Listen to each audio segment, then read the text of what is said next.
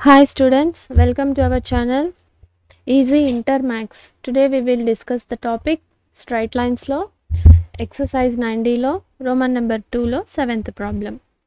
In what ratio the line segment join two lines? It's divided by the line. So మనం ఇక్కడ ఏం find out చేయాలి, రేషియోని find out చేయాలి.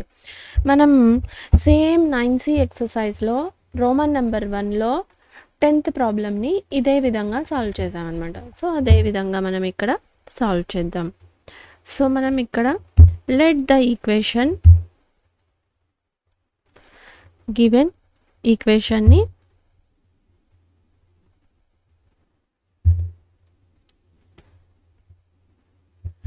L equals to X plus Y ఈక్వల్కి ఇటు side ఉంది, మనం ఇటు సైడ్ పంపించి -4 లాగా రాసుకున్నాం. సో లెట్ గివెన్ పాయింట్స్ని మనం ఏ పాయింట్ అని బి పాయింట్ లాగా రాసుకుందాం. So 5, 7.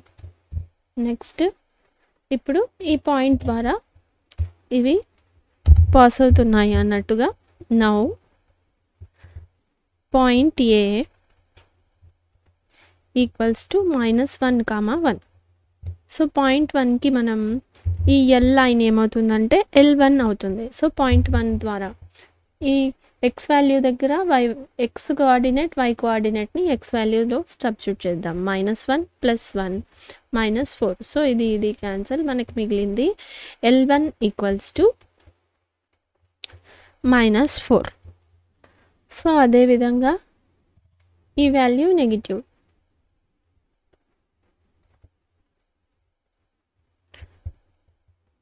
For P point B ద్వారా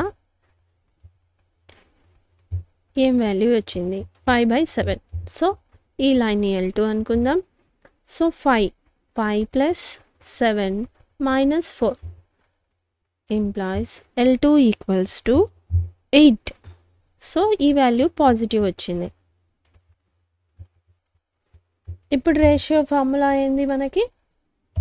రేషియో ఈక్వల్స్ టు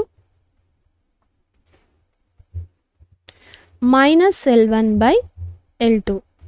సో మనకి L1 ఎంత వచ్చింది ఇప్పుడు మనకి ఇక్కడ? -4/8 -4. సో ప్లస్ అయిపోయింది, 4 1s 4 2s. సో 1/2. సో మనకి ఇక్కడ రేషియో ఎలా వచ్చింది?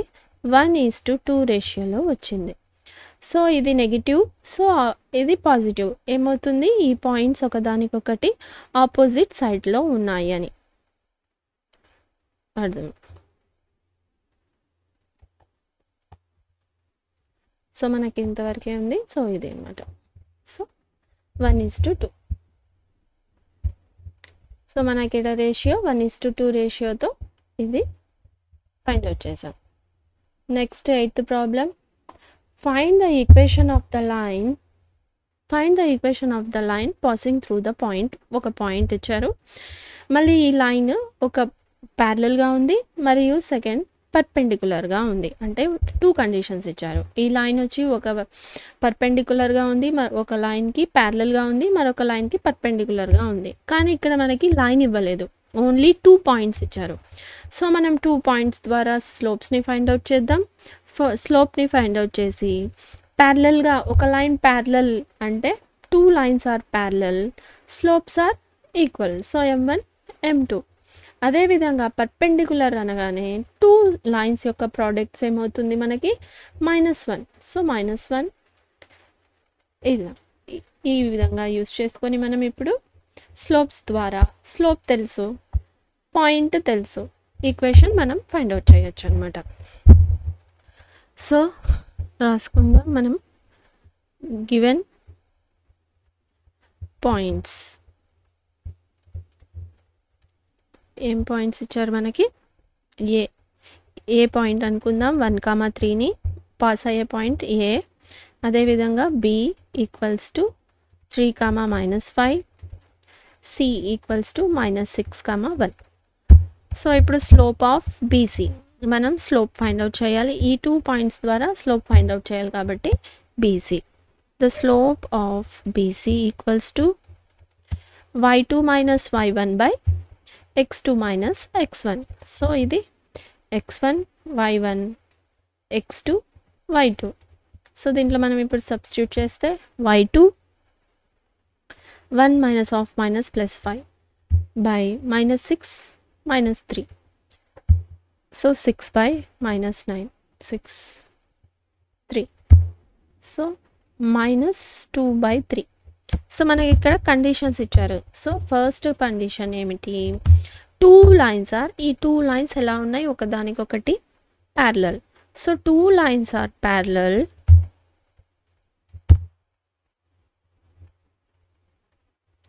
then slopes are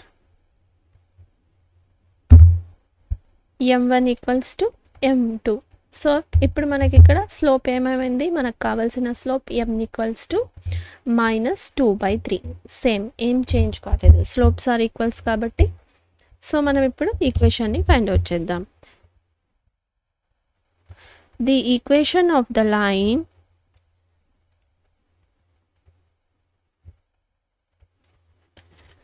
passing through a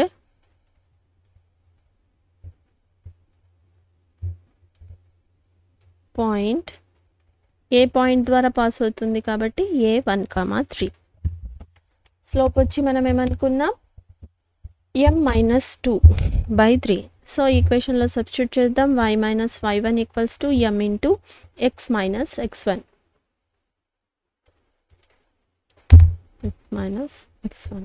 so ఇది x1 y1. ఇప్పుడు మనం ఈ ఈక్వేషన్లో సబ్స్టిట్యూట్ చేద్దాం. y - 3 m - 2/3 x - 1. సో ఇప్పుడు మనం దీన్ని సింప్లిఫై చేద్దాం.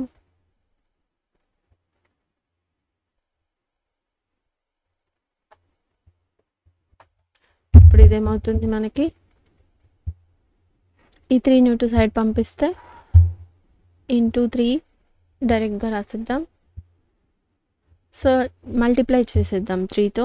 So 3y -3 3 is 9 equals to, దీన్ని కూడా -2తో మల్టిప్లై చేద్దాం. -(-+2). సో ఇప్పుడు x టర్మ్స్ y టర్మ్స్ అన్నిటినీ, ఇది -2 ఇటు సైడ్ వస్తే +2x ప్లస్ ఇదేం చేంజ్ చేయలేదు +3y, ఇది -9 ఇటు సైడ్ వస్తే -2. So -11 equals to 0. ప్యారలల్గా ఉన్నప్పుడు మనకు వచ్చిన ఈక్వేషన్ ఇదనమాట, 2x + 3y -11. అదేవిధంగా ఇప్పుడు మనం పర్పెండికులర్గా కనుక్కుందాం. So if 2 lines are perpendicular, వాటి యొక్క స్లోప్స్ ఏమవుతాయి, negative. So slopes are m1 equal to negative reciprocal. So ఇప్పుడు ఇక్కడ మనకు వచ్చిన స్లోప్ ఎంత, m1 ఈక్వల్స్ టు -2/3 కదా. So -2/3 negative reciprocal, -1/-2/3. So minus get cancel, ఇది డినామినేటర్ రెసిప్రోకల్ కాబట్టి ఇది మనకి న్యూమరేటర్లో వస్తుంది. సో 3/2. అంటే ఎలా అంటే ఇది డినామినేటర్లో ఉంది, డినామినేటర్కి మరియు డినామినేటర్లో ఉంది, న్యూమరేటర్లో వచ్చింది, డినామినేటర్లో ఉండే వాల్యూ డినామినేటర్. సో 3/2. ఇప్పుడు మనకి స్లోప్ ఫైండ్ అవుట్ చేసాం. The equation of the line passing through the point A. So the equation of the line passing through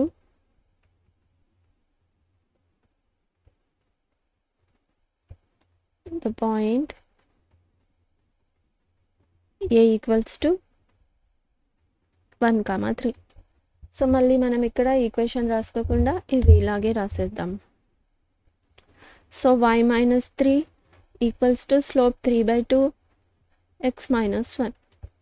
so implies ఈ 2ని ఇటు సైడ్ పంపిద్దాం, డైరెక్ట్గా మల్టిప్లై చేసేద్దాం.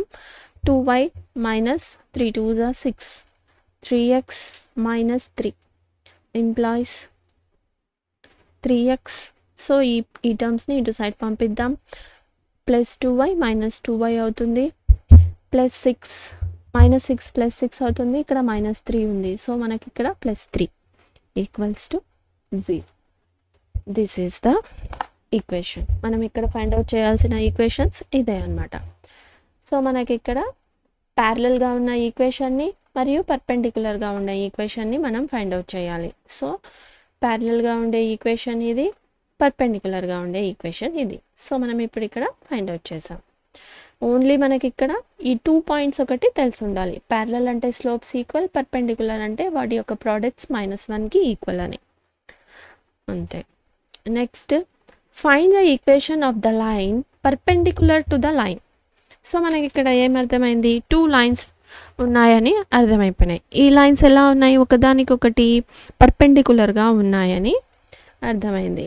సో మరియు it make an intercept -4 on X axis.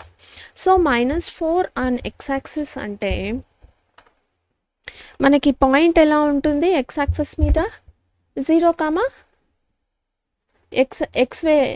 X coordinate ఉంటుంది, point y coordinate 0. So అదేవిధంగా ఇప్పుడు మనం ఈ ఈక్వేషన్ ద్వారా స్లోప్ని ఫైండ్ అవుట్ చేస్తాం.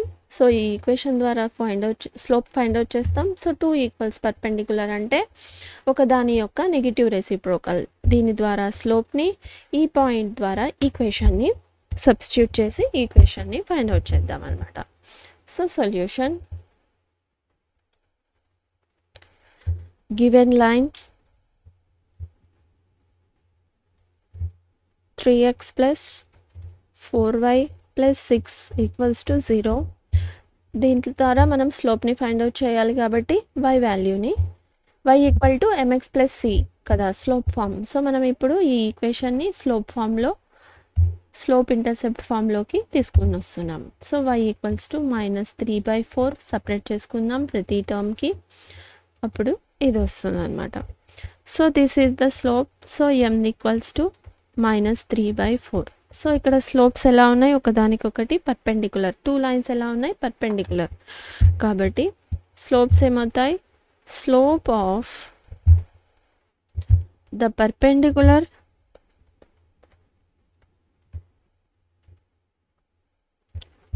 లైన్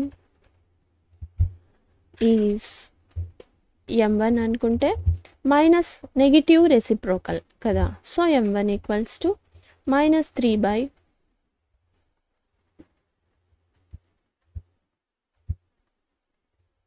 -1/-3/4.